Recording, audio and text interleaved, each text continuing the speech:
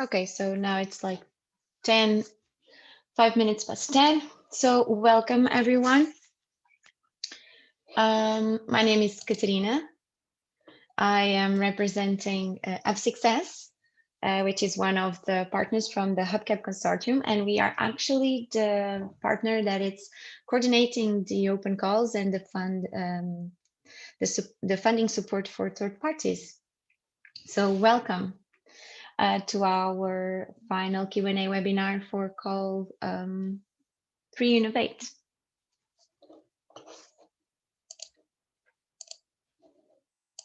So this is our agenda for today. We will start by presenting the HUBCAP project. And we will also be presenting the HUBCAP Open Call 3 Innovate, and providing you some clarification, some tips about how can you apply and what you need to pay attention to, and follow by a Q&A session. And then we will conclude with a Q&A session and some SMEs if you would like to present yourselves, of course. And then we will have a small matchmaking. So what we will do, it's Zoom allow us to have this feature, which is Zoom Rooms. So we will automatically or randomly put you together in the room so that you can share some thoughts, some ideas, and see if you can do some matchmaking.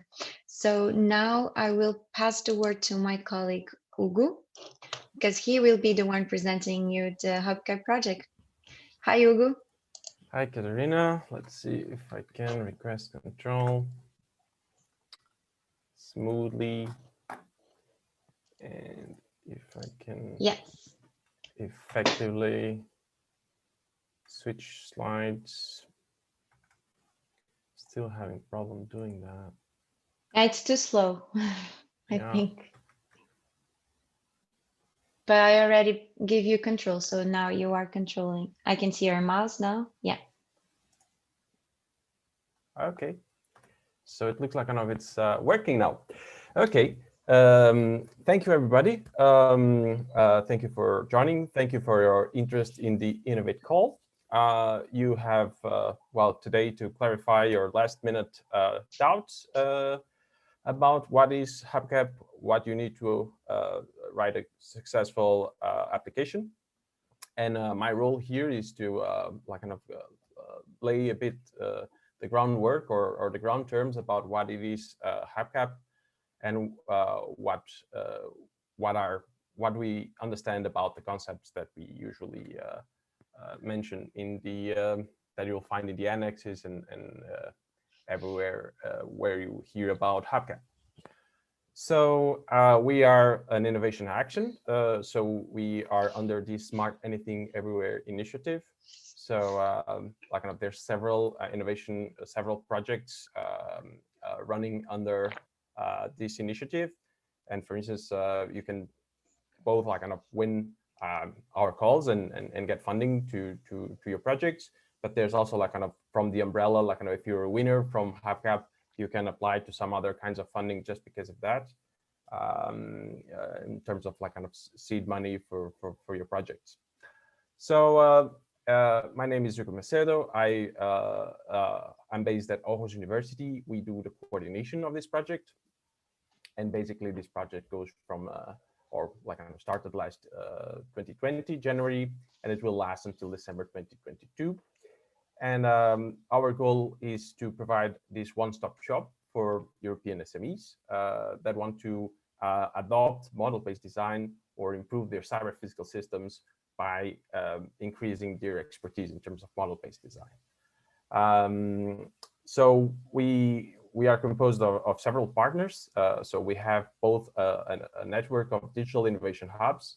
So we bring model-based design expertise. We bring all the ecosystem building, all the access to funding, as well kind of services to our local areas. And we you can contact us directly. So if you're from one of these red countries, you can try to contact directly the digital innovation hub that you have locally to immediately get touch base and get into like kind of a personal connection with us. We developed a platform that is operated by NGIT, a company in Italy, and this platform like kind of was well tested and like kind of first used by an initial population of seed SMEs, the green labels in the map. Yeah, and what I missed to speak here is that indeed one of the work packages that F6S leads, and as Katerina said, is these open calls. And today we are here to talk about INNOVATE. So before you get into the details on what it is expected from an INNOVATE, like kind of what is the process, how to satisfy your last minute doubts. First and foremost, let's just lay the common understanding of what it is a cyber physical system, at least from the project point of view. For us, a cyber physical system is any computational device that is like kind of monitoring and affecting or controlling a physical device that itself like kind of may be composed of several different physical processes. And in some sense, like kind of in the picture in the left-hand side, we have a couple of examples of what I would call like kind of academic or like kind of just like kind of reference of what you could consider about what it is an example of such cyber physical system. So any kind of device that has some kind of microcontroller, like kind of reading some sensors and dispatching some actions to the actuators is such a cyber physical system. But obviously, like kind of being these kind of prototypes or being some real product that you develop in your company and that you sell to the market, it's not enough that you have computation like kind of embedded in your systems and that makes it somehow behave smartly. So if you want to really like kind of achieve the higher levels of smartness, and that's why we always present this 5 levels of 5C architecture for smartness in cyber physical systems, is that eventually you can start by connecting your devices to the internet. So you start gathering data, you start like kind of transforming that data into information about like kind of what's the typical usage or like kind of well, how would you improve your system? But eventually, if higher levels of smartness, they require you to develop a model of what your system physical asset is. Especially because at the third level, so the cyber level, if you start thinking about digital twinning, meaning that you have your physical assets in the real world at your client's place, eventually you have either locally or somewhere in the cloud, in a computer, you have a model of what is happening, what are the diagnostics about that system, and like kind of you need to indeed have, if this model needs to be smart, or if you want to start like I'm doing how you say optimization on your system, you eventually need to predict, do a what if analysis on this kind of system, and you indeed need a model. So for us, model-based design is just like kind of in layman terms, it's just this, in fact, this division, right? So in one hand, you have the real system, real world system.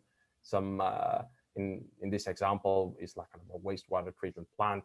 So as you know, like kind of water produced in our towns, like kind of it goes through like kind of sewage pipes, and it gets channeled to these treatment plants that basically like kind of make the water flow from different tanks.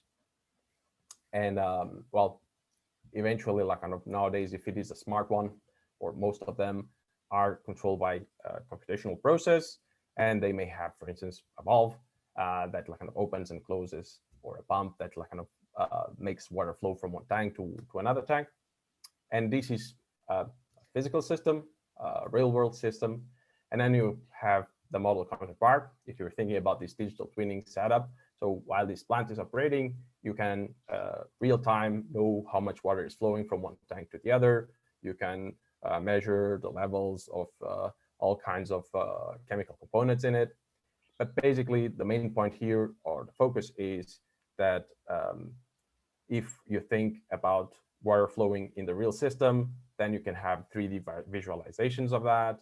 You could have like kind of bond graphs or any kind of MATLAB software or any other software hosting a model of the water flow in that system. So basically, HUBCAP intends indeed to be a one-stop shop, providing models and tools in a platform and expertise associated with those to SMEs wanting to adopt or provide such models and tools. So basically, this is the main takeaway from this slide. It is, if you have a model, something that runs on top of a tool, and this tool can be installed in a typical operating system or in the cloud, we would like to host it if you win your INNOVATE application.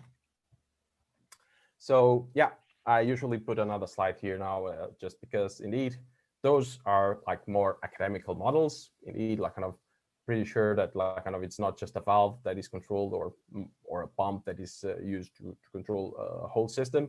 But if you're an SME and you have a model of a valve or a pump or such, that's like kind of the basic the minimal that we need.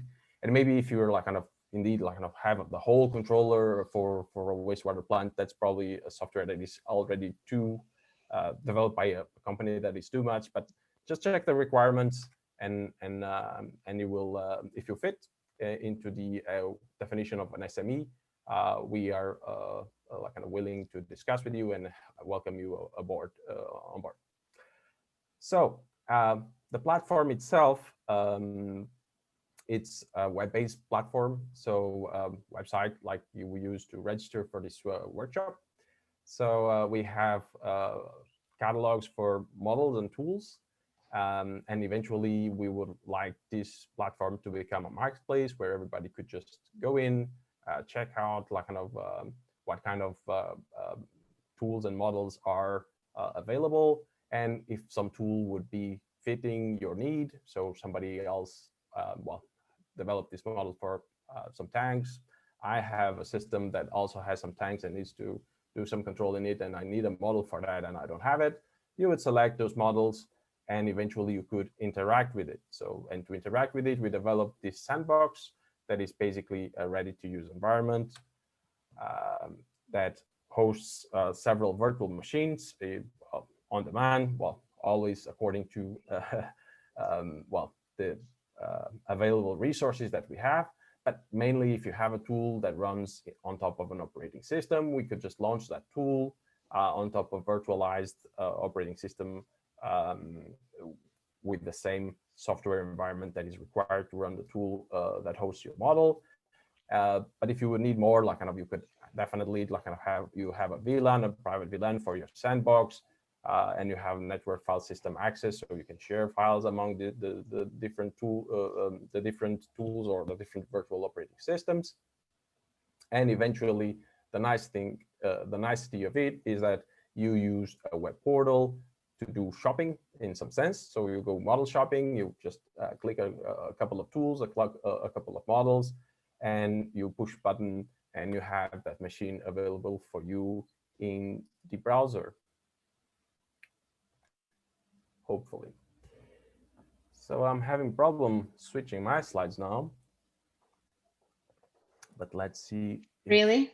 Wait. Yeah, just got stuck now. Do you see it changing on your side? No. Try. Ah. Yeah. Okay. Now it changed. So eventually, this is the picture of what you could see after launching a sandbox. So you filled in your card with this water tanks example and such, and eventually you can access the desktop of this virtual machine with a tool installed and the model ready to run for you to experiment with. All browser, like you don't need to like kind of know all the details about how to install these tools or kind of what is needed, what are the dependencies, whatever.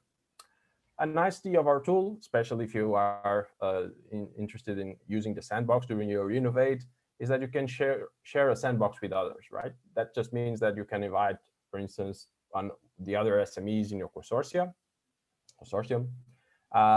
You can invite some of the people there, or you could invite, for instance, somebody from the digital innovation hubs, like kind of, and these people could just see what is the current state of the model that you're developing, provide input, or just like kind of provide tech support, right? So if you would be like kind of calling one of the SMEs that provides this tool.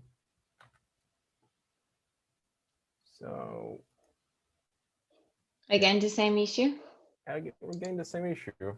Yeah, thanks. Strange. So normally here, I just click in this image, Katerina, and maybe, yeah. So here is just one of the demos that we have of the platform. So we have a YouTube channel with more. So sometimes people ask, okay, if I'm an Innovate, what will I have to deliver?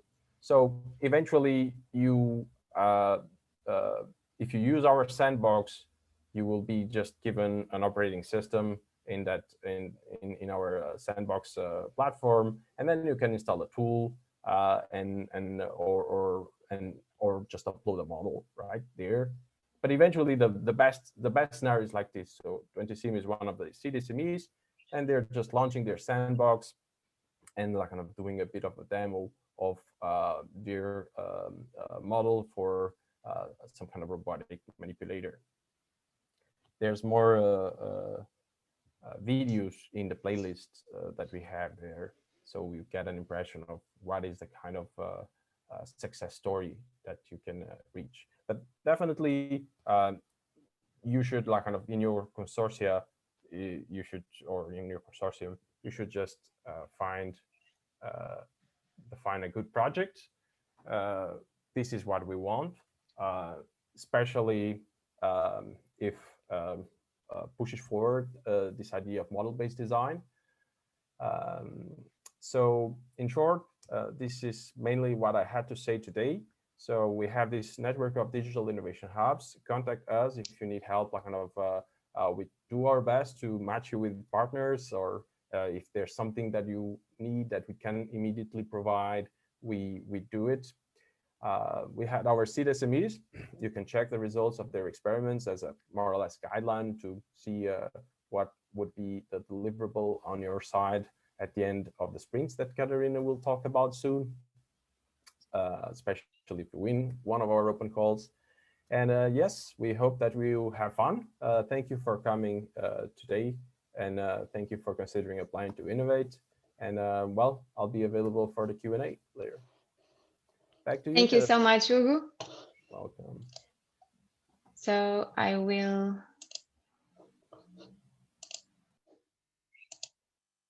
Aha, okay. So now we will continue, and I will briefly present the open call for Innovate. So we'll go through the timeline. We go to some specificities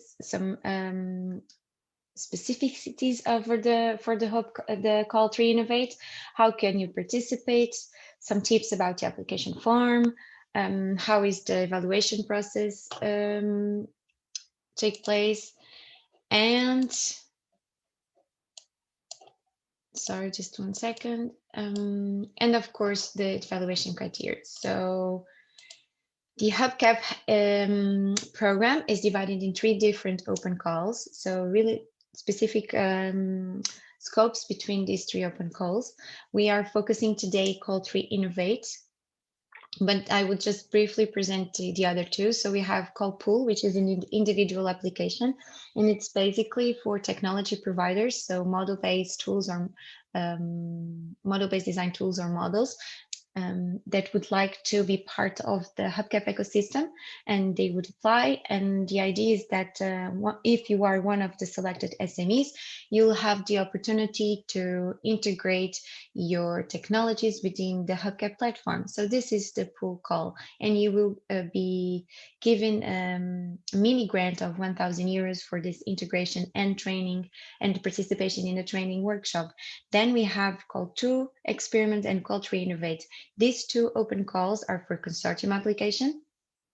And for the call to experiments, we are talking about a consortium of 2 SMEs. So 1 technology provider and 1 technology adopter. And when we say technology adopter, you can be a user.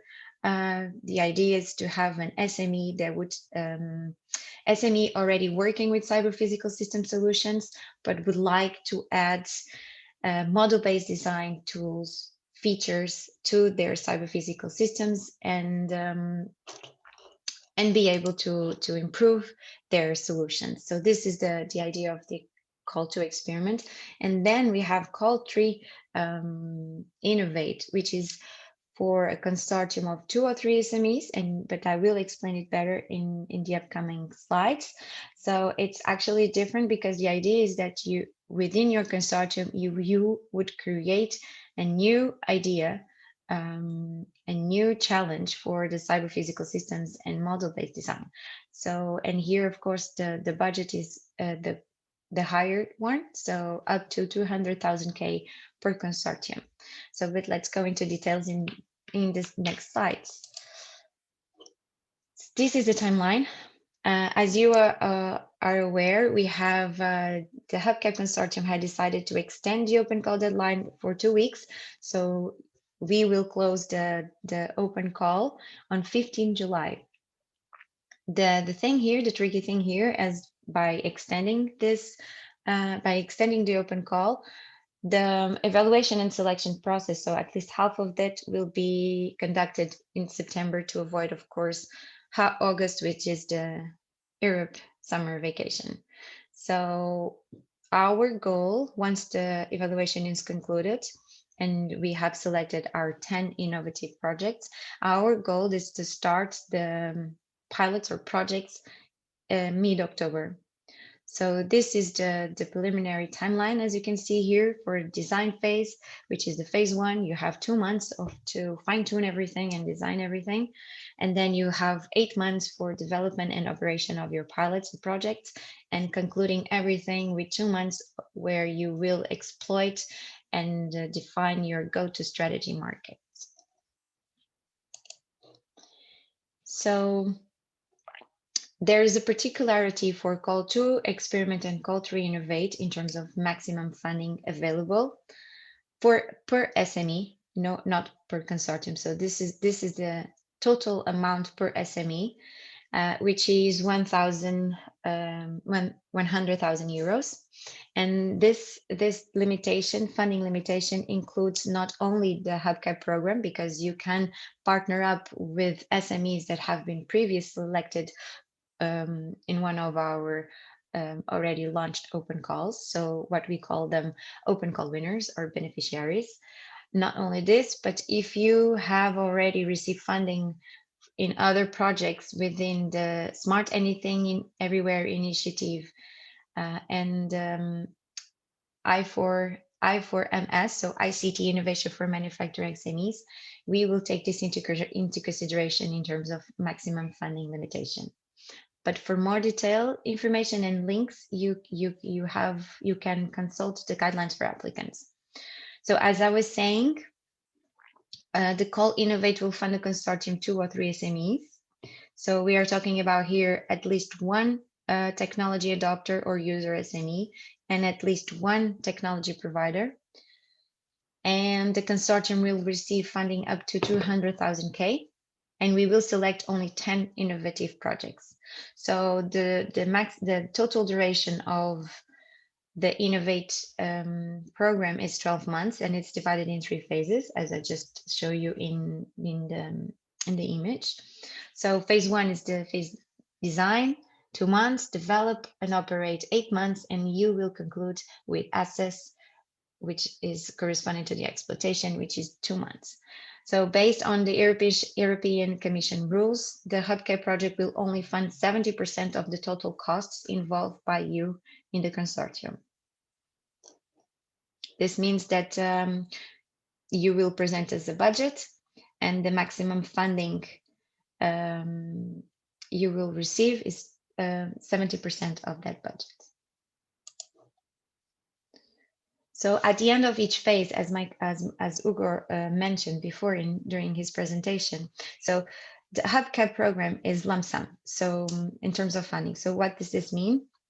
It means that at the end of each phase, you will have to deliver a report, which is a specific report for each phase. So in all the terminology for each report, it's in the guidelines for applicants. So we really advise you to go through all the points in there.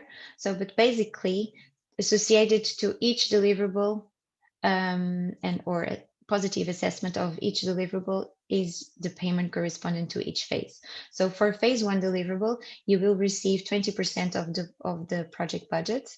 For phase 2, the payment corresponds to 60% of the project budget. And for phase 3, it's the remaining 20% of the project budget. So after each project review and successful evaluation of the report, the costs will become eligible. And of course, in case you receive a negative, or not negative, but if you receive some comments on your deliverable that and the reviewers ask you to improve it, you will be given a period of 3 days for phase 1 and phase 3 to improve your reports or deliverables, and 1 week for phase 2. And of course, you will be reevaluated. So the idea here is you will have digital innovation hub teams allocated to your projects, and they will providing you support, both technical and business, throughout the implementation of your project. So they will also be the reviewers of your deliverables. So the idea here is that you will have coaching and mentoring or supporting along the 3 different phases. And of course, you will work together with the digital innovation hub teams in order to have a successful implementation throughout the 3 phases. So we are covering this in order to avoid any not acceptable reports. But in case this happens, you will be given the opportunity to improve it, of course. So what actually HUBCAP is looking for? As me and Ugo already said, so there can be several ways of forming a consortium. You can be a model-based design asset provider and a model-based design user. You can be 2 providers and 1 user. You can be 1 provider and 2 users. And the idea is actually, so as you can see here, the scheme. So new asset provider, in case you partner up with a provider that it's not in the HUBCAP ecosystem, you'll need to integrate their asset in the new asset in the HUBCAP platform. And this is actually the scheme on how this could work. But of course, this is just examples of how you can form a consortium. And what could an INNOVATE project be like? So of course, this is mere examples, and you have several project ideas that you can submit to us. So, but examples might look like the project can bring together 2 SMEs to develop a new product using a model-based design tool provided by a third SME to facilitate collaboration and to facilitate co-design. Or the project can allow an SME to develop a new product using a model-based design software tools owned by 2 provider SMEs, providing model-based design support for the full design of the cycle, and other combination based on your business needs and the opportunities you see fit. So how can you participate? Only European H2020 countries, so European countries and European associated countries are eligible. So only European SMEs are eligible. And of course, English is the official language, so any submission done in other languages will not be evaluated. All the applications must be submitted through the Success platform. We have a specific page dedicated to culture and innovate. And if you are not already registered, you just simply go to a process of registration to your SME in order to be able to access the online application form. Submissions received by any other channel will be discarded. So in case you encounter a difficulty while you are submitting and the deadline and you pass the deadline and you send us some documentations that you failed to upload within your application by email, we will not be able to consider them in order to avoid any conflict of interest that may happen. So each consortium can only submit one proposal per open call. Of course, in case while we are doing this eligibility check, in case we encounter more than one application submitted by the same consortium, we will only consider the last one submitted. We always say for you to be clear, concrete, and concise in your questions. Please read them carefully. They have character limitations. Through all the questions, we provide explanations or brief descriptions of exactly what we are looking for you to answer in each question. And of course, we have the guidelines for applicants and the documentations, the annexes within our project website that have more information, and you can also contact directly in case you have some final doubts. Just a note that the HUBCAP project was approved in 2020, and UK was also a European associated country by then, so we consider UK companies eligible. The application form. So of course, the HUBCAP and also App6S are both GDPR compliant, and we will request minimum information needed to deliver in the evaluation process. So a summary of proposals and the participants' information will be shared not only with the Commission, but also with our external pool of experts that will be evaluating your project application. So by accepting, you will be providing us we will be able to share everything.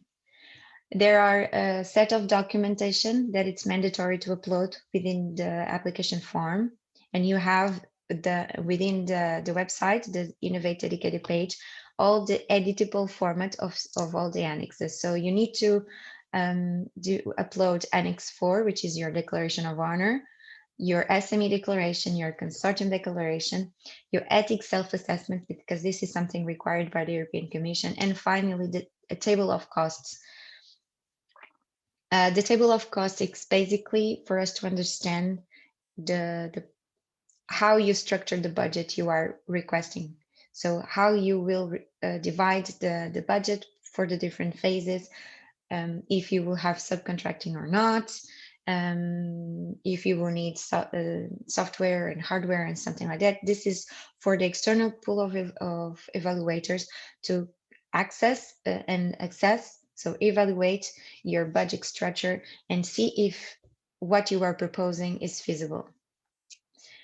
And as I said before, if you partner up with an SME provider already from the HUBCAP ecosystem, you don't need to upload Annex 3.1. But if your consortium is new to us and you have an external provider SME, then you need to also upload Annex 3.1, which is actually basically a new asset description, and where we ask some requirements for us to understand if it would be easier or what constraints would be or not in terms of integrating your asset in the HUBCAP platform. So how will be the process? So once the open call is closed, and we received all the proposals, we will be checking for the eligibility. And in case your application is considered not eligible, you will receive a rejection email with your letter explaining the reasons why it wasn't considered for evaluation. So after the proposal's eligibility is concluded, a remote evaluation will take place and will be held, as I said before, by a pool of external experts and evaluators. They are all experts in model-based design and cyber-physical systems in several domains, and they will have expertise in both technical and business development. So after each evaluation, so each proposal will have 2 external evaluators assessing the proposal, and in the end we will select only 10 projects. But after the remote evaluation, we will be ranked, proposals will be ranked based on the overall score, and the top ranked proposals will be invited to an interview with the same external evaluators. Of course, the ones not invited for the interview, they will be notified that they have not qualified, and they will not be selected for call Innovate. So as you can see, the evaluation process has 2 different steps. So remote evaluation and then the online interviews. And here the goal of the online interviews is to go into more details. But I will explain this in the next slide. So once this is concluded, we will select our consortium and the accepting all the 10 Innovate consortiums that will proceed to Innovate call or to the Innovate implementation will receive the consensus evaluation reports, but the ones that fail to continue will also receive a consensus evaluation report. And then we will start our HUBCAP Innovate program. So which will be the evaluation criteria? As I said before, 2 different evaluations, the remote evaluation. And as you can see, there's they will have expertise in model-based design tools and cyber-physical systems. And there are a minimum threshold of 5 in each category. And the online interviews. So the concept is to go into more details in what refers to your concept and your innovativeness, your team engagement capacity, and willingness to exploit the project proposal's results. The interviews will be carried out by 2 external evaluators and 1 HUBCAP member as a moderator. And the following slides are the tables that you can also find in the guidelines for applicants. And this is the remote evaluation criteria. So the external evaluators will be evaluating your alignment with the call, so call objectives, challenges, etc., the excellence of your application, the impact, the value. So here it's business proposition, implementation and team capacity. And for the online interviews criteria, they will go into more details in terms of concept and technology. So confirm if the proposal targets and technology fit, the business, so the viability of the proposal business model, and exploitation, so reliability to reach milestones proposed, readiness to present to investors and corporates, etc. More detailed information. This information is also, it's all available in the guidelines for applicants, so please read it carefully. And finally, so just some tips from previous open calls. Again, I'm repeating myself, I'm sorry, but the guidelines for applicants, you can find all the relevant information about the scope and objectives of the open call, as well the guidelines for a successful application. Of course, HUBCAP contracts with the Commission means that the consortium partners need to comply with the confidentiality and no conflict of interest clause regarding the applications received in the scope of the program. So everything is confidential, and it has data protection. Applicants who contact us via email or have success pipeline are much more likely to create a good application, since they avoid misunderstanding what can be that can be a waste effort. So if you still have questions and doubts, don't hesitate to directly contact us. And finally, before we go to the Q&A, because I can see there is a lot of questions in the chat. So this is some important links for you to be aware of. So we will have a specific Q&A forum in the chat through the Success platform. You can contact our HUBCAP team through info@hubcap.eu. Here is the direct access to the link for the application form on F6S platform, the link to access the guidelines for applicants. We also have a frequently asked questions page in our website, and you can access it here. And to receive informations about the project activities and results and open calls, we invite you to sign up to our newsletter. So thank you all. I think we can go now to the Q&A.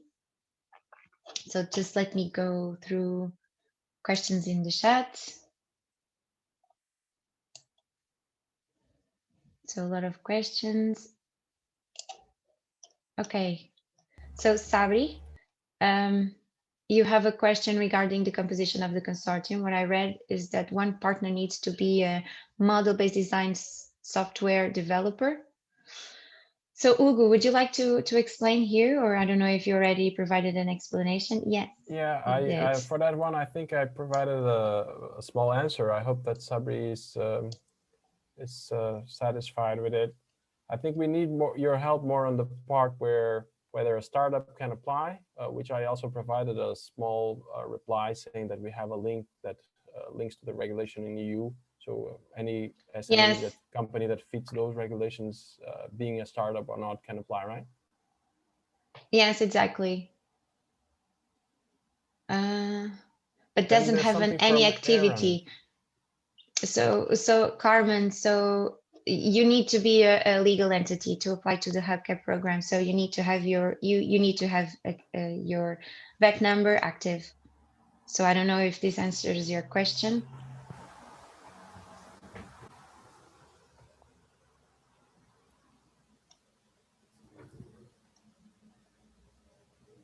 Okay, so moving forward.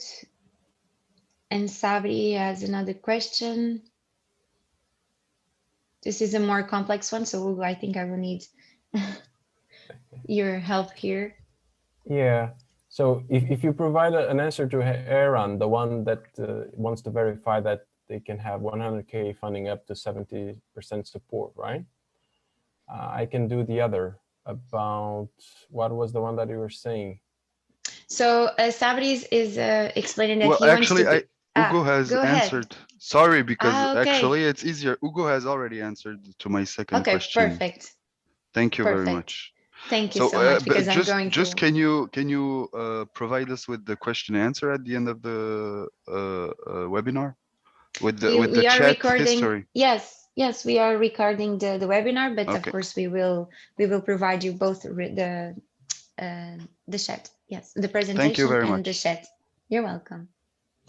So Aaron, just to verify, up to 100K funding with 70% support means the budget's up to 140K per SME. So two things. Here it depends. So so for the HUBCAP program, the consortium can apply up to 200,000K funding per consortium. So what we will see, or we will, when I see I'm talking about the HUBCAP consortium in general, and of course checking everything with the European Commission, is if any of the SMEs have received other types of funding under the other two initiatives we mentioned. And so in the end, it will be a sum of what you have received so far, if you have received any. If not, then it's 100K funding you are allowed to receive in maximum. But again, yes, if it's to receive 100K of funding, then of course, I'm sure you did the maths correctly, so it will be approximately 114K or 145, something like that. Yeah. Yes, I did the math. Thank you. Yeah. Appreciate it. Can you guys also refer my previous question whether we can sign, we can use DocuSign to complete the consortium signatures? Because so signature, a digital signature. Yes. Yeah. Okay. Yeah. Right. Yes. Thank you. You're welcome. Just a quick question to bounce on that. What do you mean digital signature? Because digital signature for me, in my understanding, has two meanings. So either very certified, verified by third-party application signature on the document, or just a scan of our signature. But the So scan is sufficient, DocuSign, right? I think so. Well, We always in- sign with the scan. yes, I think if it's sufficient, but DocuSign is also a certified. Yes. Yes, Yes, you are I know. aware. Yes, yeah. But I think it's both. enough to have scanned signature. Yes, it's enough. It's enough. Okay, thank you. Thank you. Okay, so Delian Kuruama is asking, can you match an adopter with the model-based design provider? Would you like to be more specific here? Yes, Delian? thank you. Yeah. Okay. As a matter of fact, the main question or the main misunderstanding or lack of understanding for me is the fact that a new asset can be already a developed CPS, of course, using MBD that will be used by the provider and the adopter to develop a new CPS, or even if we have this CPS asset already, still we need to connect with the other provider from your platform? No, it's not mandatory that you connect with someone from our platform, but you can be someone outside, so external or not already within the HUBCAP ecosystem. But the idea is that if you have but Ugo, please, you are the technical one here, so if you could provide support I see here. a couple of questions regarding the model-based design, right? Okay. So in some sense, we have already providers listed. So when you come in with one of those partners, you are given the benefit of not filling one of the annexes. So basically, it's the only change. So if you're applying with a new asset, so in your consortium, you're not using any of the technologies that are listed in the platform already, you will have to fill in an annex that describes the asset that will be included later. And in some sense, like kind of, we will not discriminate like kind of the idea. The idea is the main point. So if you use an asset from the platform, well, it's good. If not, it's good as well.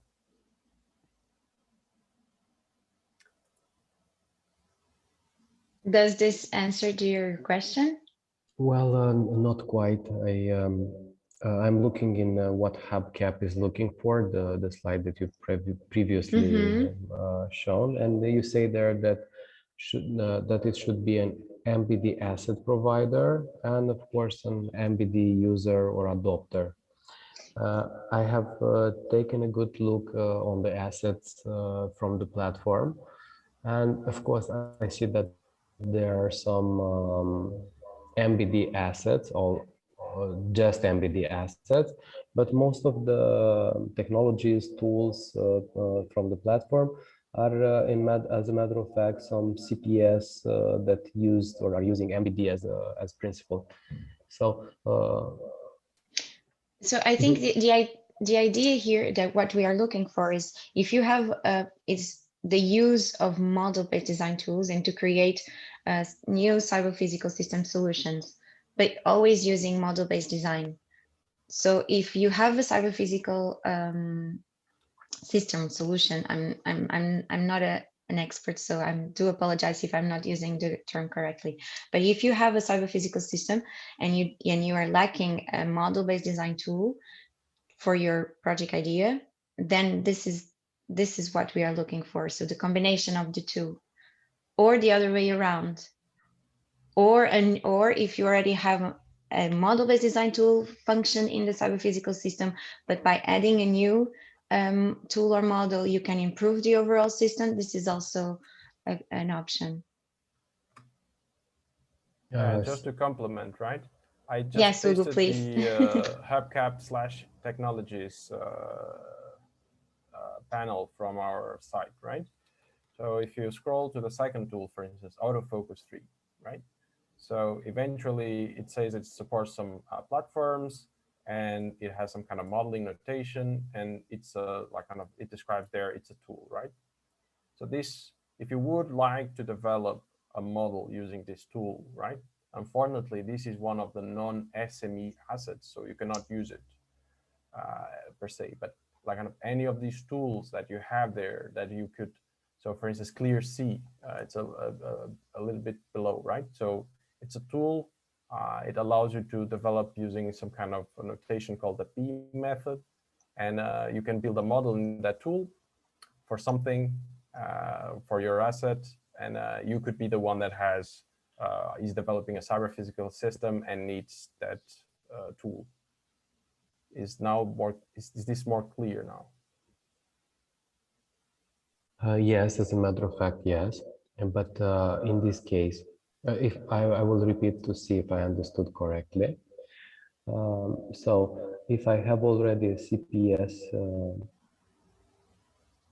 that, well, anyway, we used MBD previously to develop it, and we are a technology provider in this case, and we are going to work with an SME that it's in an adopter.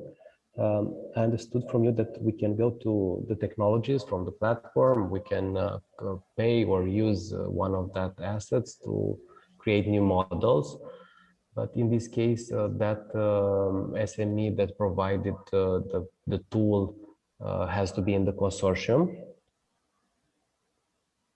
Yes, yes, but if you say that you already use model-based design to develop this product, and you have a partner that wants to be the adopter in this consortium, then you're not forced to use one of the tools from the platform itself, right? You just fill in the new annex, you describe your own model or your own tool as the assets that will be powering this INNOVATE project, and well, and you were all sorted up. So it can be, as I saw, also a CPS that it's using MBD, not only a modeling tool, as are some of the technologies. Well, in some sense, like kind of we will not restrict any good idea, right? Just because you already have in-house a model and the cyber physical system and the adopter, and the idea is really good, right? So if the idea is to foster model-based design of cyber physical systems, if every of the tick boxes check, if there's the external reviewers will look at the case and check whether this is a really good idea. And I think normally here, the idea and the business value is what will push most, because we have a different call that is called the experiment call. And on that one, we have a lot of focus on bringing together two SMEs where one is really expert in model-based design and the other not. And there's a transfer of expertise in terms of model-based design of cyber physical systems. In this one, we really want something that like kind of is really innovative. It's ready to market, and in some sense, like kind of, I would say it would be a shot in the foot to somehow restrict somebody that has already a model, already a CPS, and a consortium where like kind of indeed there's a really great idea to come. But in order just to be, of course, there is an idea that it's already validated in the market and so on. But just in order to not work to write the project and so on, and after that to be excluded. For example, can you put us in contact or organize a matching with an MBD provider? So if you need a provider, normally if you read our list of technologies, if you find one that you would say, oh, this is would be good, we put you in contact directly with them. In fact, you have the email there, and I'm pretty sure that most of them will immediately reply, because as providers in the platform, it's a win for them. That's that's their idea. They're listing their services there to be part of these innovate and experiment projects. But definitely, if then you need something more precise, we can try to find a partner. And one more question. Thank you. You answered very well to all my questions. Can we pre-validate somehow if our new asset complies with your rules before applying? Well, I don't think we have a pre-validation service. Yes, Definitely we can don't. drop an email and we give you an indication. But attention that who evaluates your project per se is a set of experts that is completely independent of our opinions. So in the end, like you Yes. can validate the most that you can, but if your idea can go through and my opinion of the tool could be negative, or vice versa, your project could not go through and my idea of your tool or your example of model-based design application is really good. So it's a completely independent evaluation from a set of external experts. But definitely send us an email describing, and we can immediately at least give you like kind of, okay, personally, or like kind of according to the project vision, this looks like what we would like to feature in the platform. Thank you so much. Welcome.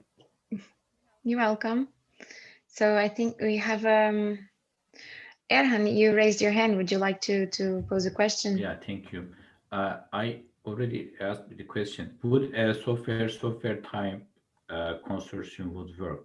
We are already a provider, a service provider in the HUBCAP platform with our work called Simul Store, and now we find a possible consortium member from Germany, and they're also creating a software solution, but it is irrelevant of a cyber physical system, but like a resource management, or they are finding bottlenecks in the production line and offering solutions.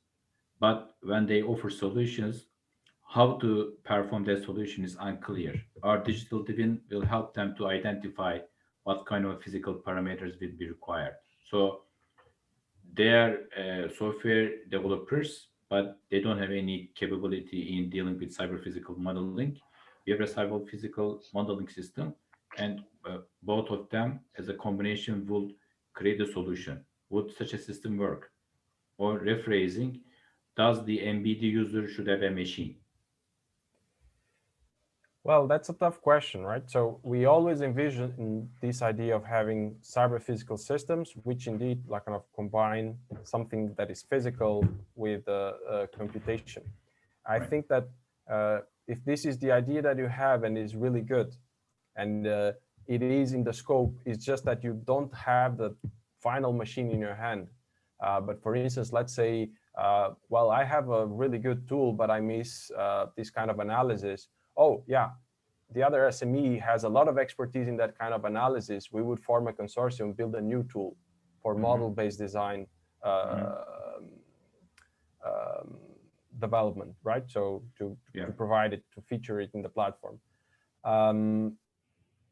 At least personally, I see that as a plus, right? So if it has cyber physical, if the tools are about cyber physical systems development, it's just that you definitely in this consortium, you don't have the physical system. It's not a clear cut that you're controlling some machine. Well, I would say it's a valid idea, right? So I don't think there's a checkbox that says it must have a piece of hardware attached. Because there are also these discussions, what is a cyber physical system? A system itself could an abstract system per se, could be also something to be modeled, right? Normally, some scientists are claiming abstract systems are also cyber physical systems or cyber systems. Well, here I would software, I think it's not a problem, especially if you fit, right? But at least in the cyber physical system definition, there's always computational and a physical, something physical tied to it, right? So I wouldn't, well, definitely you can just provide an idea and maybe some reviewers like it, but I would say that in one of the concept fits, one of the evaluations is in terms of concept fit. So it should be something about cyber physical systems. In some sense, like kind of, it could be two tools that develop models of railway systems, but in the end, it's not that you have the railway systems yet, or both of you have several clients, but you don't have any of the clients in the consortia, right? This is the place where I would say two software tools coming together, they both develop for the cyber physical system market. Example, railway systems, both have clients in the railway domain, but none of their clients want to be part of HUBCAP. So, but they see an advantage in combining their two tools such that they will sell it later, sell it better later to their clients. And this is something that the reviewers will look at. Oh yeah, indeed. By combining their two software modeling tools, they will create a killer tool combo that will sell twice as much. Yeah. Thank you, Igor. Welcome. Appreciate it. Thank you so much, Hugo. So Valentin is also asking, what is the mandatory use of the HUBCAP platform during the project, or at least recommended? Which is the number of it? Like, kind of, is it in the last or? It's the two last, yes. Yeah. Yeah. So yeah, in some sense, when we developed this platform, we just thought, okay, this is really a good idea, and everybody will want to use it, right? Experience tells that although a majority of people use it, some people don't see a lot of gain out of it. So I think that, yet again, what makes sense for us is to reply that if your idea is the killer idea, it will bring a lot of business to the area of model-based design of cyber physical systems. If you don't use the platform to develop the product per se, that's not how you say, an excluding checkbox, right? So, but in general, right? So we would expect you, for instance, if you develop a model, you should at least explain what, or provide metadata about the model in the platform. So like kind of, if somebody else would like to get in contact to you to buy this new product, they would at least know what it is this product about.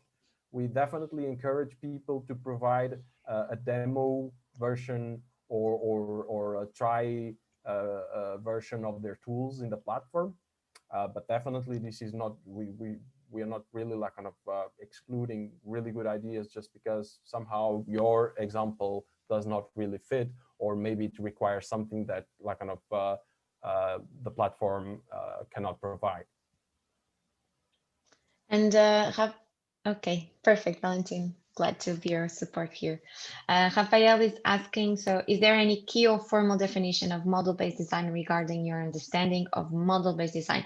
So actually, yes, we have provided the definition of model-based design in cyber physical systems within our frequently asked questions page. So if you could go there and see the definition we have, and also in the homepage of our website, if you scroll down, you will have also the definitions there. So yes, you're welcome. So does anyone else has any further questions? I have a quick question just to validate. This yes. is Sabri again. Sorry for. No, it's okay. So our idea is to build a production machine to build cyber physical systems. And to build this machine, we're using model-based design. So in this sense, we are not providing any assets to the platform. What we did in the first application is we said that the production machine is our asset because it allows to build cyber physical systems. But then the model-based design is lost somewhere because the model-based design allows to build the machine, but not to build the cyber physical system. Sure, but a machine per se, right? It's is a cyber physical system. Yeah, a machine per se picks, picks components from the environment and assembles them, or Okay. And in some sense, like kind of, I like your idea or your expression when you said the model is lost. So our perception is that a lot of times the clients of an SME, they really want the physical machine, right? So the machine that you built, they are interested in that. And a lot of them, they don't care much about the models that you develop to develop this machine, right? So normally, if you're developing a machine, you need to develop the model of the controller, or like kind of the CAD model of the machine itself. And normally this in an SME, would be in some storage. You are not making any money out of it. And our idea is that, okay, well, maybe that CAD model may be useful for somebody else. If you have the rights to just upload it, right? Your client probably is not really unhappy with that. You upload that in our platform. Maybe somebody wants to like kind of contract you to do a continuation of that model or an adaptation of that model for them. Okay, sounds good. Sounds good. Thank you for the extensive answer. Okay, glad to be of help here. So Edgar, can you just please explain your question? I'm sorry, I jumped your question, but now I'm not sure exactly what you are asking. Hello, my question is about the chance of winning one of the 10 fundings related to the number of ideas coming in. So how many are there coming, or do you already have? So it's a no, bit we don't have any closed numbers to provide. So we decided to give an extension of 2 more weeks due to the amount of messages we were receiving from the applicants asking for it. So a lot of questions were, I found a partner last minute. Would you provide us more time to create a project and conclude the applications? And we understood that it was really difficult for such a complex project application to form a consortium, to find a suitable partner, etc. So this is the reason why we have decided to extend for 2 weeks. But in terms of numbers, it's really hard to say, because previous experience from the other open call we had was until the 2 days before the deadline was closing, we had, I think, 30 applications, but by the time of the deadline, we reached 100. So it's really difficult to provide you an exact estimation of such numbers. Yeah, a ballpark figure would be 30% get accepted, but we never did INNOVATE. Yes, that would be a number, a little bit plus or less of that, around that. okay, fine, but it's reasonable. Sounds reasonable to make the work to finalize it. Yes, so we would like to see, our expectations is actually to see at least 40 finalized applications. I don't know if this helps, but we would like to see this 40, 50 finalized applications. Okay, thank you. You're welcome. So I'm sorry if I jumped another question. So if I did, just you can pose the question now, or maybe we answered everything. Ooh. Yeah, I got a bit confused. There were so many. Exactly. There's a here one. Carmen, the product that we want to launch has to be from TRL5. Well, here actually for the INNOVATE call, we don't have a TRL. So the TRL was for the, but correct me if I'm wrong, Google, but the TRL was for the call 1. So the pool calls. It was always a checkbox for on those, right? Like assets that are provided were always expected to be above TRL5. But INNOVATE, in some sense, like kind of the reviewer will have a really strict, or he will check if this has business case, right? We will have both a business and a technological reviewer. And I would say that the business reviewer wants something that is ready to go to market. In the end, because probably, but in the end, so even if it's not ready to go to the market, you will have 12 months so a year to develop and to create something that in the end will be ready for the market. So even if you have a TRL 4 or 3, I don't see a major issue here, because you will have the opportunity to create, develop and operate it, and in the end reach the TRLs 7 or 8, which is the TRL needed to go to the market. So I don't know if this answers your question, Carmen.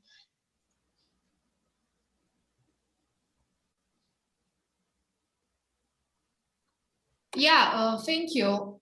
So I understand if I have something like a TRL 1 now and I can develop it by the end of 12 months to reach upper TRL, it is okay for this project. So TRL 1 is actually really, it's sorry, 3, not 1.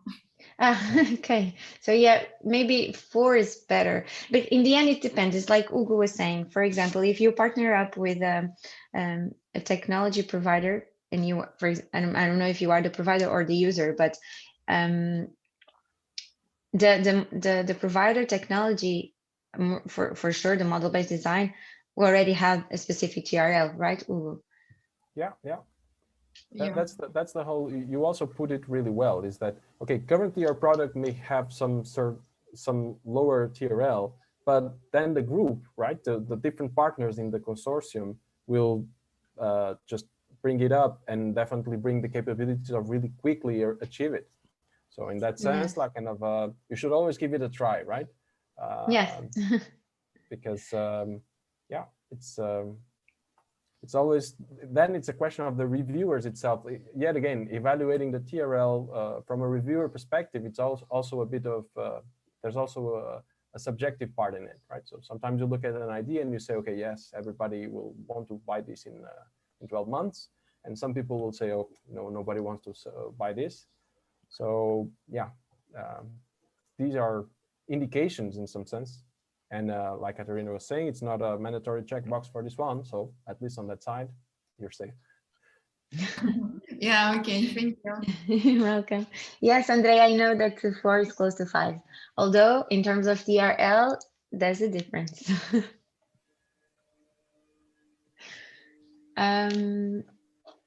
So yeah, more questions, because we are approaching the end of our session.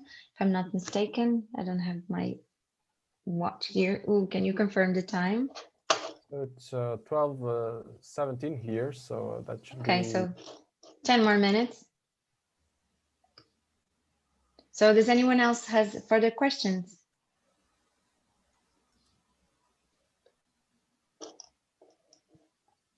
There's one new message now. Oh, yeah. thank you. Thank you. Thank you too.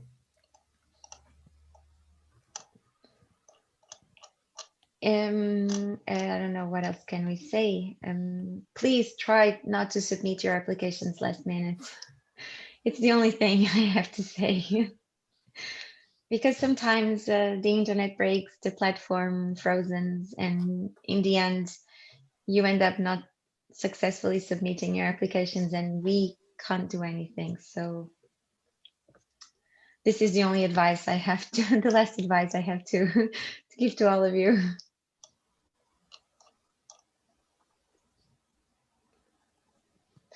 Thank you so much, Kati, and good luck to you as well.